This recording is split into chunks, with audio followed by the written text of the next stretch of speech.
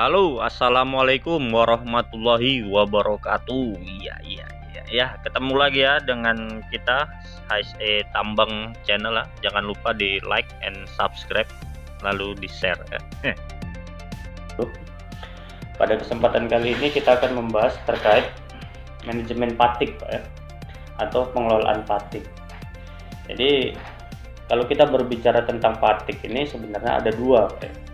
Jadi yang pertama itu ada patik fisik dan patik mental, atau kelelahan ya, kelelahan fisik dan kelelahan mental. Nah, sebagai seorang ahli K3 atau sebagai seorang yang ditunjuk oleh perusahaan untuk menangani bidang K3 ya, terutama ketika kita berbicara masalah patik, dasar hukumnya kemana sih gitu ya. Jadi dasar hukumnya itu banyak ya, salah satunya ke regulasi undang-undang kita ya, di Undang-Undang Nomor 1 Tahun 1970 yang membahas tentang keselamatan kerja. Itu juga ada ya membahas masalah patik, baru di Undang-Undang Nomor 36 Tahun 2009 terkait tentang kesehatan. Dilanjutkan kalau yang terbaru itu ada di Permen SDM Nomor 26 Tahun 2018, itu membahas tentang pelaksanaan kaidah pertambangan yang baik dan pengawasan pertambangan mineral dan batu bara. Lalu ada Kemen SDM nomor 1827 tahun 2018, itu ada di lampiran 4 tentang pedoman penerapan sistem manajemen keselamatan pertambangan mineral dan batu bara. Baru ada di ISO 45001 tahun 2018, lebih tepatnya ada di klausul 81 Pak ya, tentang rencana dan pengendalian operasional ya. Jadi kalau kita berbicara patik ini, yang perlu kita ketahui pertama kali itu apa sih pengertiannya patik ini, apa definisinya patik gitu ya. Definisinya patik, lebih tepatnya kalau kita berbicara patik sendiri itu adalah suatu mekanisme ya, atau suatu mekanisme perlindungan tubuh yang dapat dirasakan secara subjektif ya Pak, dan dapat dilihat atau dinilai secara objektif. Nah gitu ya. Jadi hilangnya efisiensi dan penurunan kapasitas kerja ya, serta ketahanan tubuh yang ditandai oleh adanya kelemahan kegiatan, kelemahan motivasi, dan kelelahan fisik yang dipengaruhi karena kelelahan mental ataupun kelelahan fisik itu sendiri. Nah, terus yang perlu kita ketahui selanjutnya, bagaimana cara kita melihat atau bagaimana cara kita mengidentifikasi, mengantisipasi tanda dan gejala patik. Apa saja tanda dan gejala patik, terus apa saja program yang perlu atau bisa kita lakukan untuk mengantisipasi pekerja kita, terutama pada area pertambangan ya, untuk menghindari atau untuk mengurangi potensi patik ya. Karena patik ini lumayan besar ya Pak, lumayan besar dampaknya buat teman-teman yang mungkin sudah terjun di dunia pertambangan, atau mungkin yang teman-teman ahli K3 yang bekerja di industri lainnya ya. Jadi banyak pengaruhnya Pak ya. Salah satunya faktor istirahat, yang paling menentukan itu faktor istirahat, jam istirahat ya. Atau mungkin kalau faktor mental tuh kita tidak tahu. Ketika kita berangkat kerja, kita memang mempunyai beban ya Pak, mempunyai tanggung jawab masing-masing sesuai dengan jabatan dan fungsinya pada suatu organisasi atau perusahaan ya. Tapi di luar itu kita tidak ada yang tahu bahwasanya masing-masing individu itu kita akan selalu punya masalah sendiri Pak. Nah, apakah masalah ini mempengaruhi terhadap performa kita? Apakah masalah ini mempengaruhi terhadap kinerja kita? Apakah masalah ini yang di luar pekerjaan mempengaruhi terhadap pekerjaan kita? Nah, itu yang perlu kita tekankan ya. Karena itu juga cukup berpengaruh. Ketika pikiran kita atau mental kita tidak stabil, itu akan mempengaruhi psikis kita, sehingga rasa kerja kita yang sudah seperti biasa atau hari-hari itu akan terasa lebih lelah atau melelahkan ya.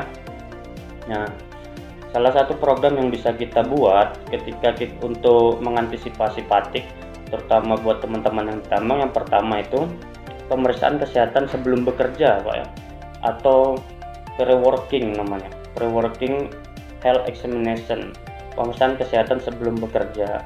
Nah, apa saja yang perlu kita lakukan pemeriksaan sebelum bekerja? Misalnya dari riwayat MCU kita bisa klasifikasi. Nah, kita bisa klasifikasi karyawan yang punya riwayat diabetes mellitus atau penyakit gula sehingga dia cepat lelah atau cepat mengantuk. Baru yang mempunyai riwayat darah tinggi atau jantung itu juga akan mempengaruhi. Nah, baru kolesterol sehingga peredaran darahnya tidak normal.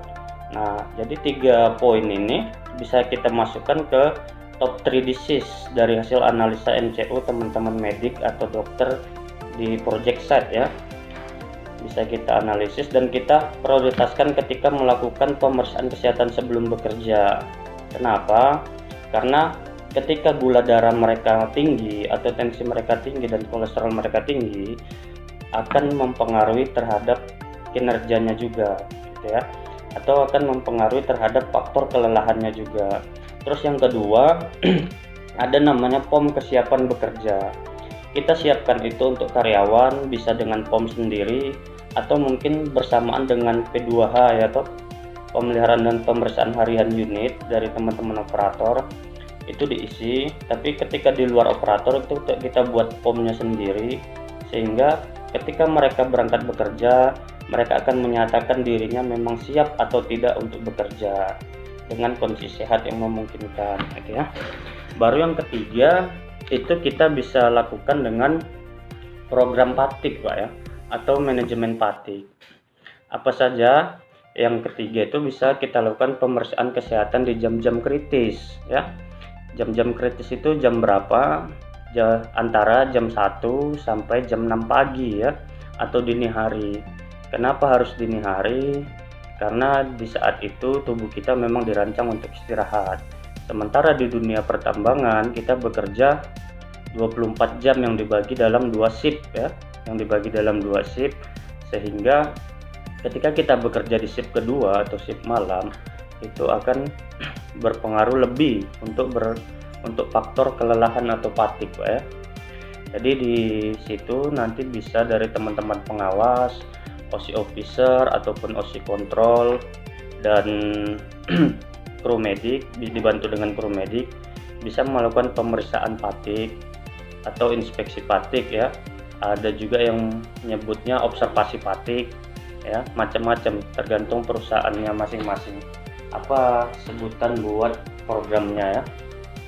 Jadi di situ ada 4 item yang diperiksa. Yang pertama itu pemeriksaan klinis, pemeriksaan fisik ya, tekanan darah, dan pemeriksaan keseimbangan atau Ramberg test ya. Jadi di Ramberg test itu ada pemeriksaan neurologi ya, pemeriksaan neurologi, fungsi-fungsi dan kemampuan seseorang untuk menjaga keseimbangan tubuhnya ya ketika dalam keadaan posisi berdiri ya. Nah, di situ nanti akan kita bahas, mungkin nanti lebih lengkapnya kita lihat dalam video ya Pak, video praktek langsungnya ya. Pada video praktek langsungnya nanti akan lebih jelas apa saja yang dilakukan ketika dilakukan observasi fatigue. Nah, dari hasil observasi fatigue ini yang dilakukan oleh pengawas, para medik, dan OSI atau HSE ya. Jika di PT Cipta Kerja Tama kita menyebutnya OSI. Kalau mungkin di perusahaan lain ada yang menyebutnya SHE, HSE, dan lain-lain. Nah, pada hakikatnya sama. Jadi dari hasil observasi fatigue ini nanti akan muncul rekomendasi atau akan muncul hasil pemeriksaan dengan 4 kriteria ya. Apakah itu karyawan tersebut dinyatakan sadar penuh tanpa fatigue, apakah karyawan tersebut dinyatakan fatigue ringan ya, atau fatigue sedang dan fatigue berat.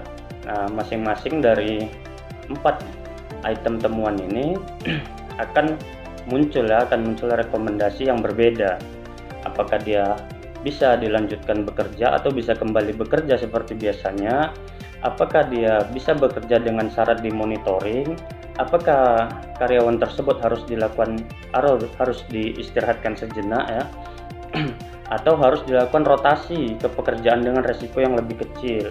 Misalnya awalnya membawa unit dialihkan ke ini jadi checker ya, atau jadi support manpower dan lain-lain ya. Itu ya. atau harus diistirahatkan 1 jam ke depan dilakukan observasi ulang sesuai tahapan yang kita bahas di awal, lalu direkomendasikan bekerja kembali atau langsung dipulangkan atau diistirahatkan pada malam itu karena termasuk kategori fatigue berat ya. Itu. Jadi mungkin itu yang bisa kita bahas untuk masalah manajemen fatigue. Nah, cara penilaian, cara observasi fatigue atau ada masukan yang lebih lanjut nanti bisa dibahas di kolom komentar teman-teman.